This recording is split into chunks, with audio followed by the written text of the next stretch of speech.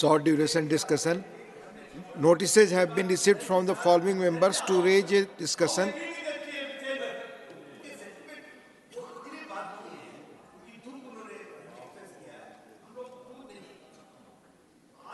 जो हुआ है तो टोटल मिसअंडरस्टैंडिंग से हुआ है।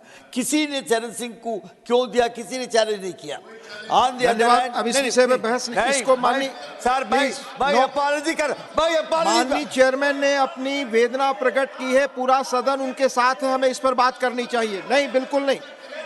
फिर पुनः वही आचरण। No, now honourable chairman has called for short duration discussion. Nothing is going on record, mister Keshav, doctor Keshav. Notices have been received from the following members to raise a discussion on Shri Ram मंदिर की ऐतिहासिक निर्माण और प्राण प्रतिष्ठा, historic construction of Shri Ram temple and प्राण प्रतिष्ठा, श्री राम मंदिर के ऐतिहासिक निर्माण और प्राण प्रतिष्ठा, डॉक्टर सुधांशु त्रिवेदी, डॉक्टर के लक्ष्मण, श्री राकेश सिन्हा. डॉक्टर सुधांशु त्रिवेदी.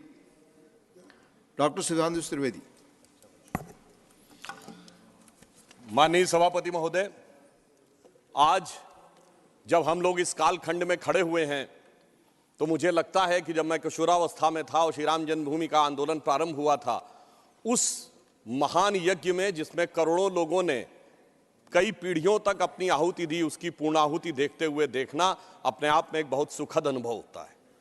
और यह काल इसलिए भी अधिक महत्वपूर्ण है कि यह भारत के अमृत काल का ही कालखंड नहीं है, बल्कि श्री राम मंदिर के माध्यम से शताब्दियों से सोई हुई भारत की चेतना के पुनः उठकर अग्रसर होने और विश्व को नया संदेश देने का एक संधिकाल भी है। और इसलिए मैं ये कह सकता हूं कि मेरे मन में एक भाव आया कि ये ऐसा काल था जिसमें बहुत कुछ असंभव लगने वाली चीज भी साकार रूप धारण हुई है। तो मेरे मन में यह भाव आया कि मानो अक्षर सभी पलट गए भारत के भाल के, साकार हुआ स्वप्न हर बला को टाल के, नए क्षितिज उभर रहे हैं अमृत काल के और दिव्य दर्शन हो रहे हैं श्री राम लाल के। मान्यवर, भगवान राम उस भारत की स्व की अनुभूति है जो भारत के स्वतंत्रता के बाद निश्चित रूप से प्रकट होनी चाहिए थी, जो अनादिकाल से भारत में उत्तर से दक्षिण तक, उत्तर में यदि गुरु गोविंद सिंह जी ने गुरुमुखी में रामावतार लिखा तो दक्षिण में तमिल में कंबन ऋषि ने वही रामावतारम नाम से ही लिखा, तो बंगला में कृतिवास ने यदि लिखा तो हिंदी में तुलसीदास ने लिखा, तो उत्तर दक्षिण पूरब पश्चिम से सब तरफ भारत के प्राण को अनुप्राणित करने वाला यह तत्व था। इसीलिए महात्मा गांधी ने भी जिस समय स्वतंत्रता आंदोलन की शुरुआत की तो अपना राजनीतिक दर्शन रखा था राम राज्य, और प्रतिदिन का भजन रखा था रघुपति राघव राजा राम, अंतिम शब्द रखा था हे राम। परंतु हे राम, मैं ये कहना चाहूंगा उन राम को भी प्राण प्रतिष्ठित करने में इतना संघर्ष करना पड़ा जो भारत के समाज से लेके आध्यात्म और मन तक विद्यमान थे, जिसे हम लोग उस आंदोलन के समय कहते थे कि ये तन प्रभु राम का, मन प्रभु राम का, तो हर क्षण बोलिए जय श्री राम की, आस प्रभु राम की, श्वास प्रभु राम की, तो प्रति क्षण बोलिए जय श्री राम की। मगर आगे समस्या ये थी तो हम कहते थे शासन चलाए चाहे सीने पर गोलियां, परवाह नहीं कीजिए शरीर और प्राण की, आए आपदाएं विपदाएं भले कितनी बनाएंगे हम मंदिर सौगंध श्री राम की। और आपदाओं विपदाओं को पार करते हुए वह सौगंध आज पूर्ण हुई। इसके लिए अनेकानेक लोगों ने बलिदान दिया, देवी दीन पांडे जी से लेके सरदार फकीर सिंह से लेके हजारों संतों से लेके कार सेवकों तक और कोठारी बंधुओं तक। परंतु मैं एक बात कहना चाहूंगा, मैं इस विषय पे कोट करना चाहता हूं। 2003 के नोबेल पुरस्कार विजेता वीएस नायपॉल ने एक किताब लिखी थी भारत के बारे में, इंडिया ए वुंडेड सिविलाइजेशन। उन्होंने कहा भारत एक विचित्र देश है जहां पर कि अपनी संस्कृति को आघात करने वाले विषय को पढ़ाया जाता है और आघात करने का प्रयास किया जाता है, इसीलिए उन्होंने वुंडेड सिविलाइजेशन वर्ड कहा। मैं इसलिए कह रहा हूं कि जो इतिहास में प्रत्यक्ष प्रमाण थे उनको भी झुटलाने का प्रयास हुआ। श्री राम जन्मभूमि केस के सिर्फ 2 उदाहरण बताना चाहता हूं। जब मुकदमा चला तो ये पूछा गया कि भाई पिछले उदाहरण दीजिए कोई शताब्दियों के, तो विपरीत पक्ष के पास कोई उदाहरण नहीं थे। हमने फॉरेन ट्रेवलर्स के उदाहरण कोट किए। विलियम फिंच नाम का ब्रिटिश ट्रेवलर आया 1610-20 के आसपास, उसने कहीं पर मस्जिद का उल्लेख नहीं किया, सिर्फ मंदिर का उल्लेख किया। फ्रेंच ट्रेवलर आया जोसेफ टिफेंथलर 1720 के आसपास, तो वो कहता वहां पर चबूतरा है जिसमें कि और एक पक्ष में वो मस्जिद की बात करता है और बताता है कि रामनवमी पे लाखों की भीड़ लगती है। परंतु उसके बावजूद एक मजेदार बात बताना चाहता हूं, जब से ब्रिटिश डॉक्यूमेंट आया तो जो पहली एफआईआर ऑफिशियली दर्ज हुई है नवंबर 1858 में, फैजाबाद के थानेदार को रिपोर्ट दी गई है कि 25 निहंग सिखों ने आकर कब्जा कर लिया है, यज्ञ हवन किया है और मस्जिद जन्म स्थान के सब तरफ राम राम लिख दिया। और जानते हो उस पे सभापति महोदय सिग्नेचर क्या है? मुतव्वली मस्जिद जन्म स्थान। अब बताइए, जन्म स्थान पहली एफआईआर में खुद मुतव्वली लिख रहा है और उसके बाद इस विषय को इतना बढ़ाया गया। और स्वतंत्रता के बाद मैं एक बात कहना चाहता हूं, 22-23 दिसंबर 1949 की रात को जब श्री राम लला प्रकट हुए, उसके बाद यह ध्यान देने योग्य बात है, यह समुदायों के बीच के संघर्ष का विषय नहीं था, यह भारत के स्वाभिमान का विषय था। 12 साल टाइटल सूट की मियाद होती है, 12 साल तक मुस्लिम पक्ष सुन्नी सेंट्रल वक्फ बोर्ड उसमें पैरोकार ही नहीं था। 1961 में, दिसंबर 1961 में जब 12 साल पूरे होने में 4 दिन रह गए थे, तब सेंट्रल सुन्नी वक्फ बोर्ड उसमें पैरोकार बना। क्यों?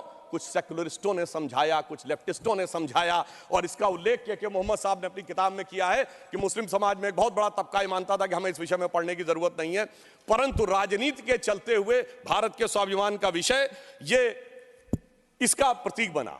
परंतु उसके बाद कोर्ट का निर्णय आया, संपूर्ण मर्यादाओं को पूर्ण करते हुए आज ये दिन आया। तो मैं कई बार हम लोग से कहा जाता है कोर्ट का निर्णय आया तो इसमें आपने क्या किया? तो मैं बताना चाहता हूं, हम जब जब सत्ता में आए 1991 में कल्याण सिंह जी की सरकार ने आकर 67 एकड़ भूमि का अधिग्रहण किया। उसके बाद याद करिए, खुदाई पर रोक लगा दी गई थी। तो अटल जी की सरकार आई तो नई टेक्नोलॉजी आ गई, ग्राउंड पेनिट्रेशन रेडार। तो रेडार मैपिंग की गई और वो कोर्ट में प्रस्तुत कर दी गई। मतलब ऑपरेशन पे रोक थी, अल्ट्रासाउंड पे तो नहीं थी ना। तो अल्ट्रासाउंड करके दिखाया गया, देखो भाई अंदर क्या है। फिर कोर्ट ने परमिशन दी और उसी खुदाई की हुई 2003 में, और उसके अंदर जो साक्ष्य निकले उसी से 30 सितंबर 2010 का Lucknow bench of Allahabad high court का जजमेंट आया, जिसने गर्भगृह श्री रामलला विराजमान को दिया। अब जब मोदी जी की सरकार आई तो क्या अंतर था? विषय सुप्रीम कोर्ट में आ चुका था। सबसे बड़ी समस्या यह थी कि सुप्रीम कोर्ट में सारी की सारी प्रोसीडिंग सिर्फ इंग्लिश में होती है, और वहां सारे डॉक्यूमेंट्स जो हजारों हजार पेज के थे उनको इंग्लिश में ट्रांसलेट करना था विद ऑथेंटिक डॉक्यूमेंट्स, जिसमें अरबी फारसी के भी थे, संस्कृत के भी थे, सबके थे। तो हमारी सरकार ने आने के बाद अगर 60 साल उसमें लगे थे, हो सकता 50 साल इसमें भी लग जाते, क्योंकि बहुत से लोग वकील का चोला ओढ़कर खड़े होकर ये भी कहते थे फलां साल के पीछे ले जाइए इस जजमेंट को। मगर मोदी जी की सरकार ने आने के बाद 24/7 लगाकर सारे के सारे जो डॉक्यूमेंट्स थे उनका केवल 2-3 वर्षों में ट्रांसलेशन किया, और उसके बाद जाके कोर्ट में अर्जी लगाई कि डे टू डे हियरिंग होनी चाहिए। क्योंकि हमारी सरकार तो उसमें विचार करती थी कि हनुमान तेहि परसा करि पुन कीन्ह प्रणाम, राम काज कीन्हे बिनु मोहि कहां विश्राम। और फिर आपने देखा कि वो जब जजमेंट आया, और ये भी एक सुखद संयोग देखिए कि मान्यवर, हमसे टीवी डिबेट में अक्सर बहुत पूछा जाता था कि आ गए भाजपा वाले, कहते हैं रामलला हम आएंगे, मंदिर वहीं बनाएंगे, तारीख नहीं बताएंगे। महोदय, राम का मंदिर कोई इमारत नहीं थी, ये भारत की भव्यता का आगाज था। और वो तारीख कोई तारीख नहीं थी, वो काल की गति थी। और वो तारीख क्या थी मैं बताना चाहता हूं। जब रामलला इस मंदिर में आए हैं तो वो तारीख आई है, 4 करोड़ गरीबों को घर लेकर आई है, 11 करोड़ लोगों के लिए शौचालय लेके आई है, 54 करोड़ लोगों के लिए जनधन अकाउंट लेके आई है, हर गांव में बिजली, हर गांव में सड़क लेकर आई है। और इतना ही नहीं, हर शहर में हर राज्य में एयरपोर्ट लेकर आई है, समुद्र पे सबसे बड़ा सेतु अटल सेतु लेकर आई है, और चिनाब नदी पे दुनिया का सबसे ऊंचा पुल चिनाब का पुल लेकर आई है, हाईएस्ट एफडीआई लेके आई है, हाईएस्ट फॉरेन एक्सचेंज रिजर्व लेके आई है, फास्टेस्ट ग्रोइंग इकोनॉमी लेके आई है। और जनाब, वो फिल्म का डायलॉग होता था, तारीख पे तारीख, तारीख पे तारीख वाला इंडियन पैनल कोड को तारीख का हिस्सा बनाकर भारतीय न्याय संहिता लेके आई है, जो 3 साल के अंदर सारी तारीखों को खत्म कर देगा। मगर महोदय, ये तारीख का राज थोड़ा और गहरा है, क्योंकि जब राम मंदिर की प्राण प्रतिष्ठा होनी थी तो तारीख वो होनी थी कि प्रधानमंत्री को जाना था। यानी तारीख उसका इंतजार कर रही थी कि ऐसा प्रधानमंत्री आएगा जो उस दिन आकर प्राण प्रतिष्ठा करेगा। और वो प्रधानमंत्री भी कैसा होगा, जो कि पूरे राष्ट्र का सपोर्ट लेकर, हाँ बोल रहे हैं प्लीज, अरे भाई बोल रहे हैं madam please, not allowed, please बैठे आप, काहे परेशान हो रहे हैं? आपको इजाजत नहीं है, nothing is going on record, please. अरे सुनिए, आप बोले। महोदय, प्रधानमंत्री भी कौन होगा, जो पूरे देश का जनादेश लेकर आया होगा और दूसरी बार भी लेकर आया होगा, जो अपने घोषणा पत्र में यह लिख के लाया होगा कि हम राम मंदिर का प्राण प्रतिष्ठा करेंगे, हम निर्माण का मार्ग प्रशस्त करेंगे। यानी 140 करोड़ लोगों के जनादेश के साथ वो तारीख आने वाली थी जिस तारीख का इंतजार था। और महोदय, सिर्फ तारीख इतनी नहीं थी मान्यवर, अगर शास्त्रीय ढंग से प्राण प्रतिष्ठा होनी थी तो 11 दिन का उपवास रख के तपस्या भी करनी थी। तो ऐसा भी प्रधानमंत्री आने वाला था जो संकल्प लेकर 11 दिन की तपस्या करे। और मैं महोदय एक और बात कहना चाहता हूं, 11 दिन नारियल का पानी पी के हम में से कितने लोग तपस्या कर सकते हैं महोदय? वो जो हर नवरात्र ऐसे रहता हो उसी के तपस्या का वो अभ्यास होगा। और मैं बताना चाहता हूं, स्वामी गोविंद गिरी जी जो कोषाध्यक्ष हैं न्यास के, उन्होंने जब उपवास तोड़वाया तो उन्होंने कहा मैं तार्किक व्यक्ति हूं, मेरे मन में संदेह था। तो जब इनकी माता जी जीवित थी तो मैंने उनसे पूछा था, तो उन्होंने कहा 40 वर्षों से अभ्यास है ये उपवास रखने का, इसलिए 11 दिन शासकीय कार्य रखते हुए भी वो उपवास कर पाए। ऐसे व्यक्ति की प्रतीक्षा थी तारीख को। और फिर दक्षिण में जाकर चाहे नासिक हो और फिर चाहे गुरुवायूर का मंदिर हो अथवा रामेश्वरम में खड़े होकर जब प्रधानमंत्री जी 22 कुओं के जल से स्नान कर रहे थे, जो भारत के संपूर्ण क्षेत्र का प्रतिनिधित्व करते हैं, तो यह संदेश था दूर दक्षिण सिरे पर खड़े होकर कि देखिए ये राम है जो घट-घट में व्याप्त है पूरे उत्तर से दक्षिण तक। और उस तपस्या से प्रकट होने के बाद उस प्रधानमंत्री की दरकार थी तारीख को, क्योंकि राम का काज कौन कर सकता है? गोस्वामी जी लिख गए हनुमान चालीसा में, सब पर राम तपस्वी राजा, जिनके काज सकल तुम साजा। अगर राम तपस्वी राजा थे तो तपस्वी प्रधानमंत्री भी होना चाहिए था वो करने के लिए। और इस तारीख का इंतजार था, तारीख का ये राज समझने के लिए। हम आपको समझाएंगे भी तो शायद आप नहीं समझ पाएंगे। और इसीलिए मैं कहना चाहता हूं कि इतना ही नहीं, महत्वपूर्ण बात यह थी कि सब कुछ शांति और सौहार्द से निपट गया। जब राम मंदिर का मुद्दा उठा था तो कितने प्रकार की चीजें होती थी। इसके लिए हमें निश्चित रूप से सरकार, प्रधानमंत्री को धन्यवाद देना चाहिए। पूरे देश में जिस प्रकार का सौहार्दपूर्ण वातावरण रहा। और महोदय 90-92 में भारत ही नहीं अगल बगल भी बहुत कुछ हुआ था। अब की अगल बगल में भी शांति बनी रही, ये तपस्वी राजा का प्रताप था।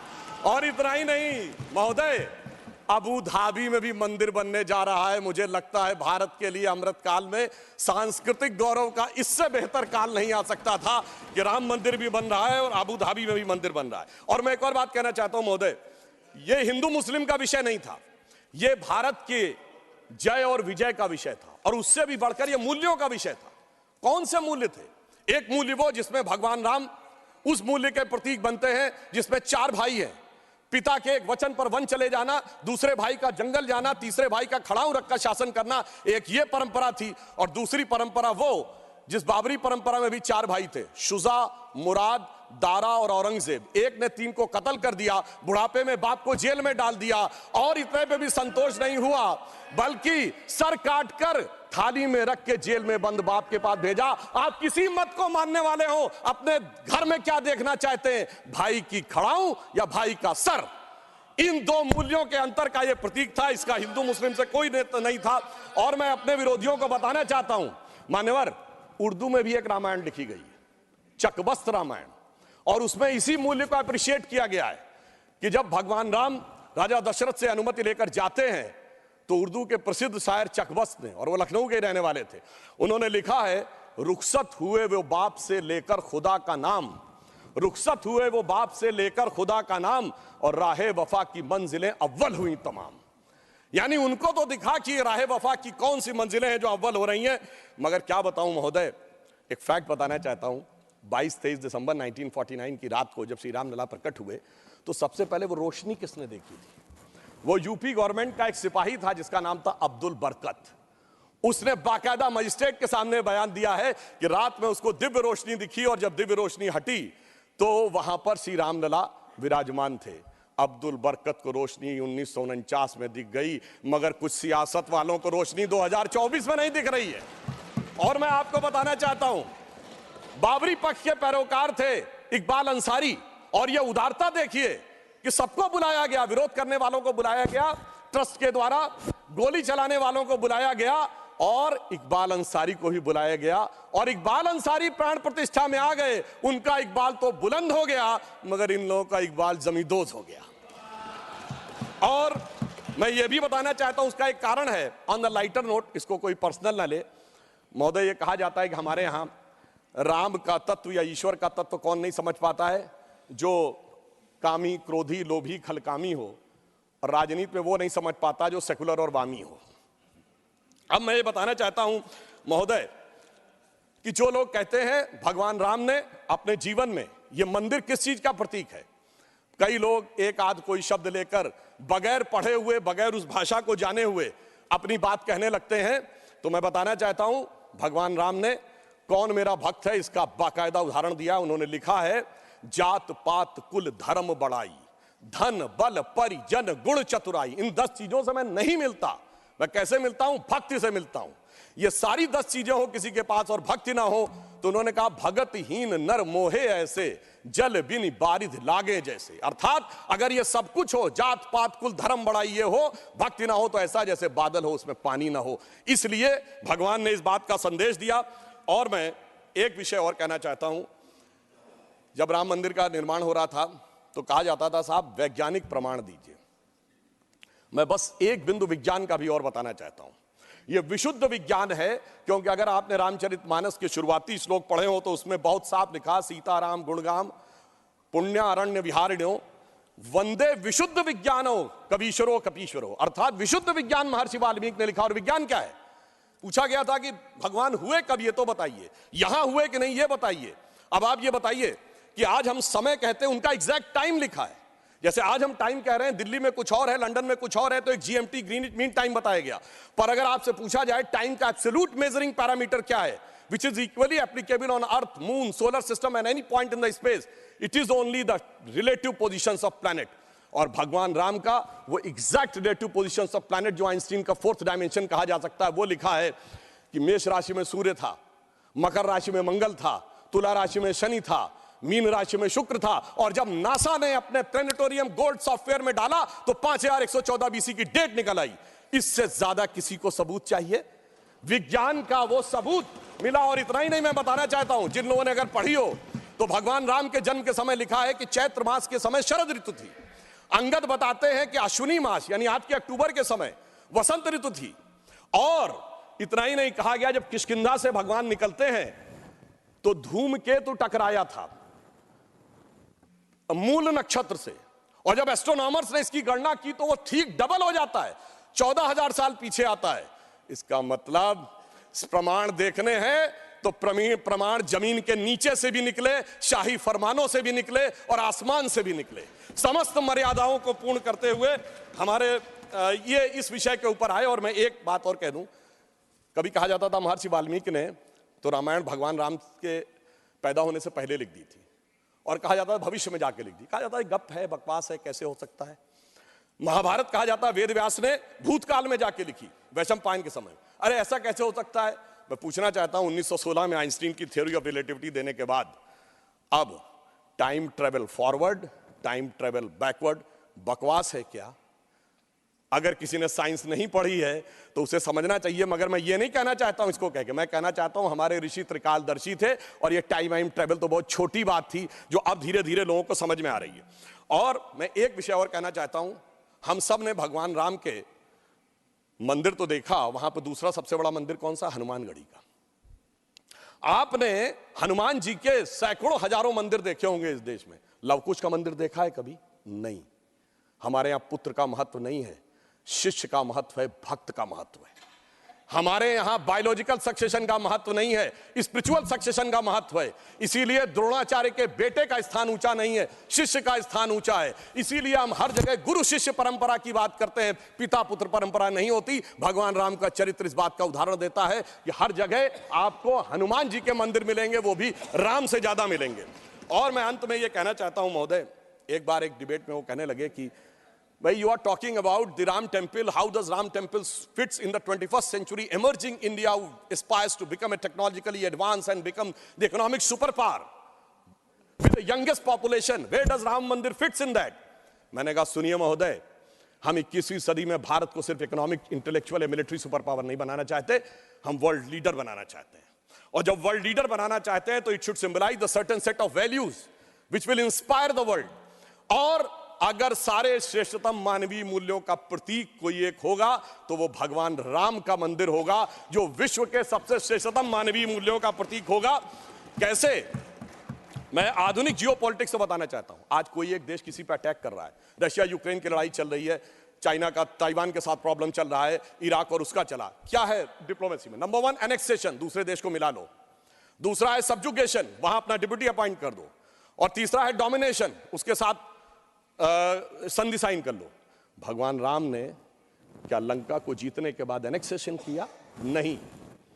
क्या वहां पर कोई अपना डिप्यूटी बैठाया यानी सब्जुगेशन किया? नहीं। कोई ट्रीटी साइन कराई, डोमिनेशन किया? नहीं। तो मैं कह सकता हूं आज के जियोपॉलिटिक्स वर्ल्ड में जब क्लैश ऑफ सिविलाइजेशन कहा जाता है तो उसका प्रतीक वो राम मंदिर दिखेगा जो पूरी दुनिया को बताएगा कि पीसफुल कोएग्जिस्टेंस कैसे हो सकता है बगैर एक दूसरे से लड़े हुए। इसलिए मैं कह सकता हूं 21वीं सदी का महान भारत बगैर राम मंदिर के संभव ही नहीं है। और अंत में मैं सिर्फ ये कहना चाहता हूं, ये एक नया इतिहास बना है और ये हमारी सरकार और माननीय प्रधानमंत्री जी की उस दृढ़ इच्छा शक्ति का प्रतीक है जिसके लिए कहा जाता था अरे 370 कभी हटेगी नहीं, राम मंदिर कभी बन ही नहीं सकता। मगर ये वो लोग कहते हैं जो फूलों के हार पहनते हैं। हमारे प्रधानमंत्री जी अंगारों के हार पहनते हैं और जो अंगारों के हार पहनते हैं वो इतिहास को बदलने में निश्चित रूप से सफल होते हैं।